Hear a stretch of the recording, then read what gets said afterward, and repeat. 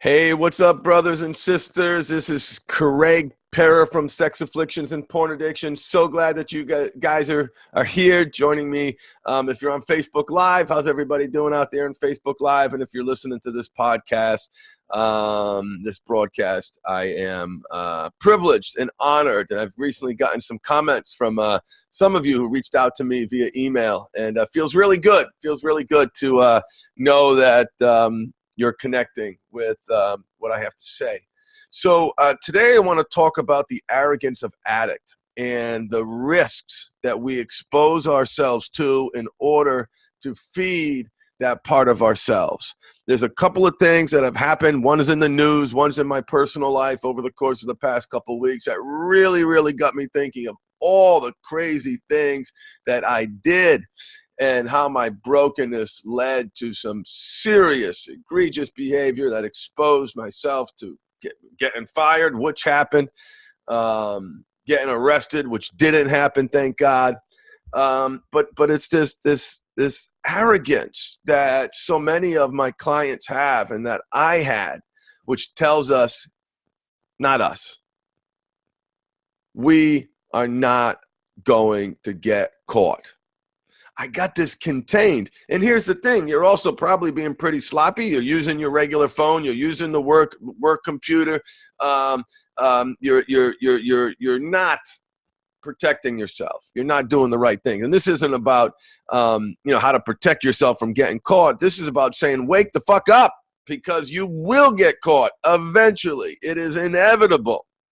It is inevitable. So, so Donald Trump, right? So the president of the United States, God bless America.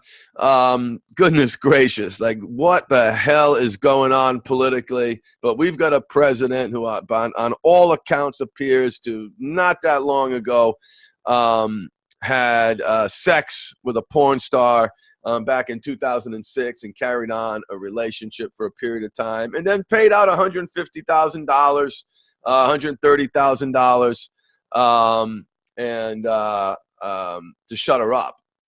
And, he thought that would make it go away. He's a powerful man. That's what you do when you're a powerful man. You shut it down.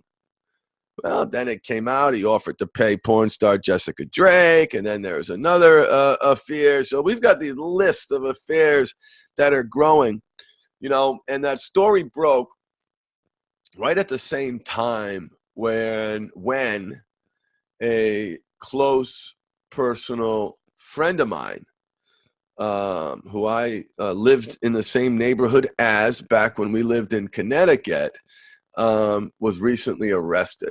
Okay, he was busted on a sting for trying to have sex with a 12-year-old girl. And I can't help but think, like, how low can this take us? How low do you have to go before you realize that you need some serious help?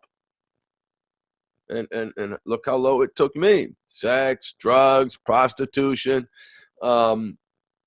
losing 2 jobs. And it always took a crisis for me to get help. And for those of you who are listening, who are in that place, who are deciding, do I have a problem? Yeah, maybe I kind of connect to this Craig guy.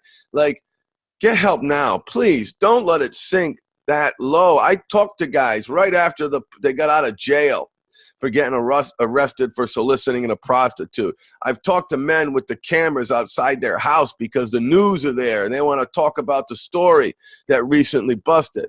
But this guy, here's what happened. This old friend, found an ad on Craigslist or one of the other websites. It was a stepmom, advertising sex with her and her daughter, presumably. Well, here's the good news. There was never a stepmom. There was never a 12-year-old girl in danger. Thank God for that. It was a sting. He was being set up from the beginning. Right. And this is an intelligent man. This is a smart man. He's a federal agent. I don't know exactly which department he is with. Something in the news suggested it was the IRS. And and they released some of the messages. And he asked, this isn't a sting, is it? There's his risk management. Like, are you crazy? Think about that for a second. Do you ever think, well, here's the question. I mean, stop right now and reflect on, what would happen. Well, first off, what risks are you creating in your life? Right? So you're engaging in behavior that you don't want to do. And what risks are those creating? So for some of you, it's reputational risk, right? You get caught cheating. There's an impact to your reputation. Clearly, there's a major impact to the family. There's the divorce. So there's a financial component to that risk, right? And so what are the risks? Are you engaging in behavior that can get you arrested? Are you engaging in behavior that can get you on the cover of the news? To have the press outside your door in your dentist's office because it's a slow news cycle and they need something to do and they want to talk to the dentist who just was arrested for soliciting a prostitute? Think about that. Think about what that feels like when you're in that moment. So many of you have gotten caught, right? Maybe you got caught looking at porn. Maybe you got caught texting somebody that you shouldn't have been texting. Remember that feeling. Remember how low it felt. I just think to myself, the shame of when it finally just blew up in my face. The shame of being caught. It felt so bad. It also felt like it was a relief. A lot of guys report that they're glad that their partners caught them, but that's putting your recovery on them, right? If you're glad that you got caught, well, think of the harm that getting caught did to your partner, to the mother of your children, to the person you've pledged to protect. And here you are hurting that person.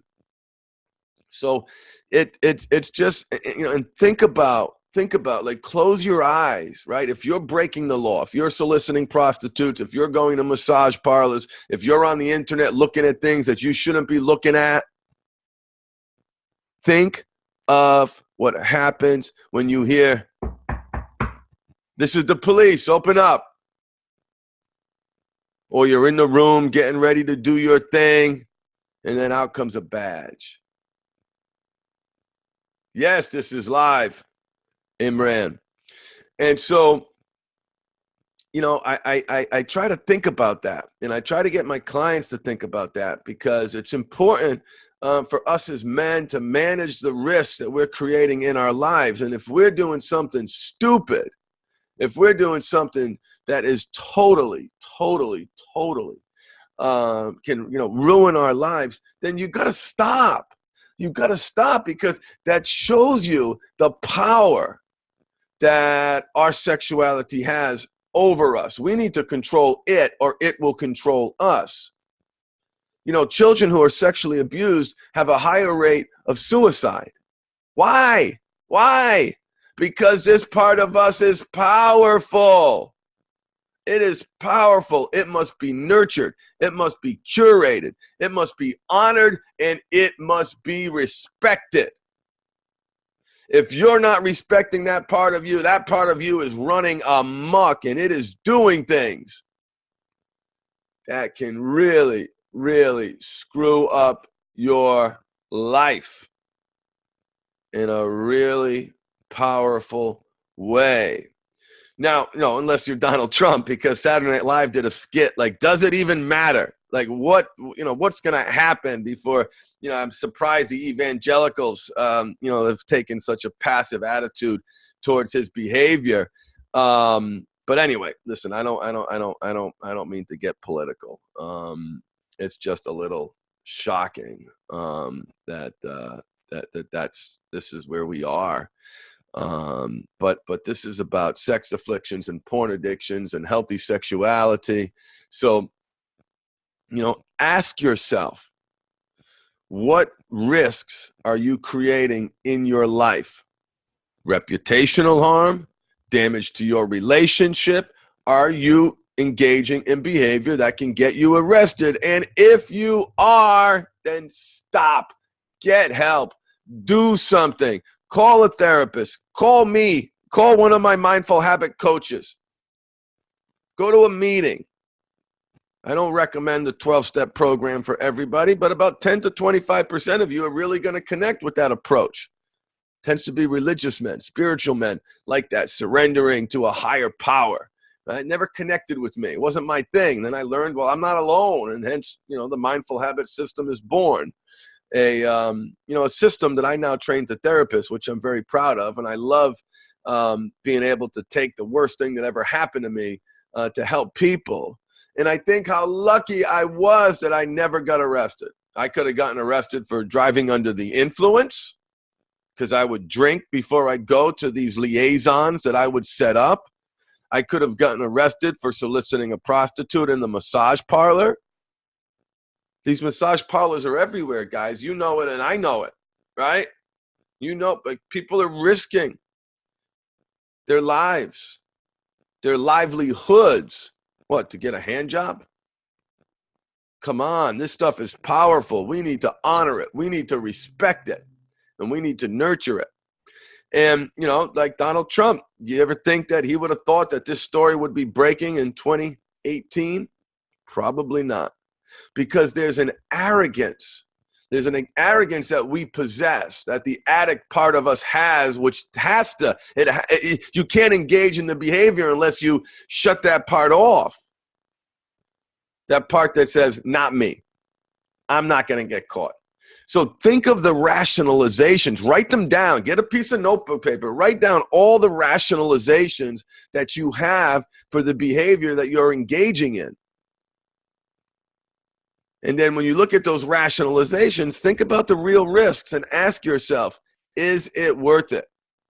Is it worth it? And my experience, the answer is unequivocally no. I have turned the worst thing that ever happened to me into the most phenomenal life that I ever could be dreamed. I'm living. I am so blessed. I've got clients in 25 countries. I've helped thousands of people all over the world move forward, save their families. Like, that's what moves me.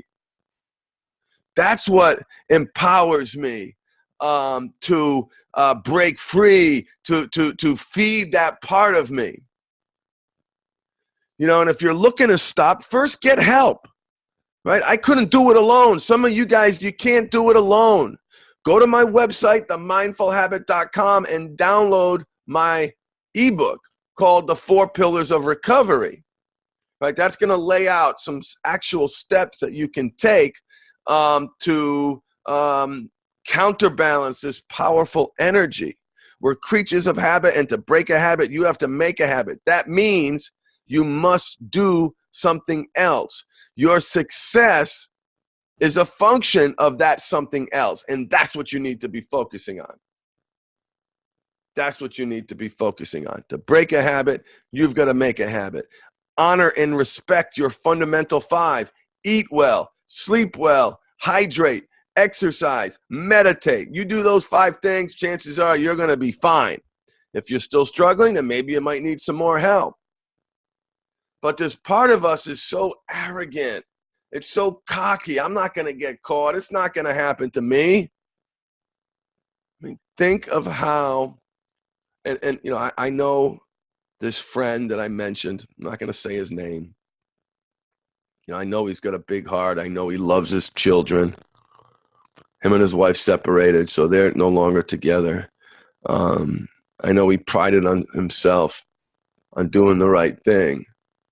But how low must he have sank to get to that place where he's paying a stepmother, allegedly, to have sex with their 12-year-old daughter? Oh my God. See, for some of you, for some of us, it gets worse and worse and worse and worse and worse and worse because you get bored. You can't keep getting off to the same thing. And for some of you, it takes you to all twisted and dark places. Fortunately, that was never my thing. Thank God. But I can understand how someone gets to that crazy place. What's the most effed up thing that I can do? And clearly that's it. That's it. And he's going to jail, brothers. He is going to jail. And his teenage son is going to explain to his friends what his father did. Think about that. Think about that.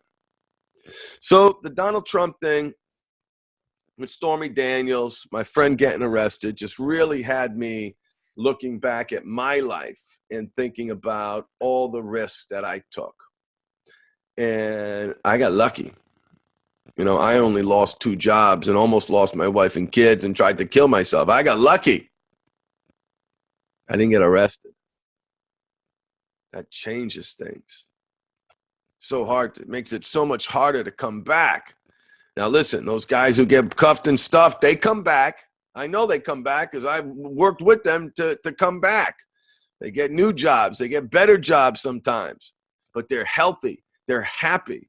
They've created healthy sexuality and a great life. That has to be your destination. If you are not moving towards that destination, then you are moving away from it.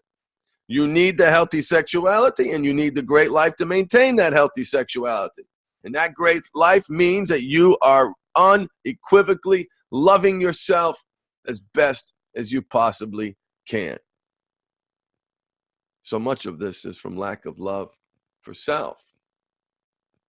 So I want you to think about your addict. How arrogant is he? What lies has he told you to keep you doing what it is you're doing? And get help. Memento mori.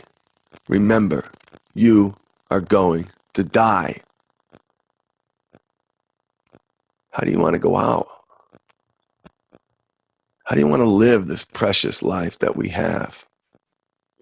I know what you want to do. You want to embrace your power of choice. Catch you next week, brothers and sisters. Thank you so much for listening to Craig Pera of the Mindful Habit System, Sex Afflictions and Porn Addictions.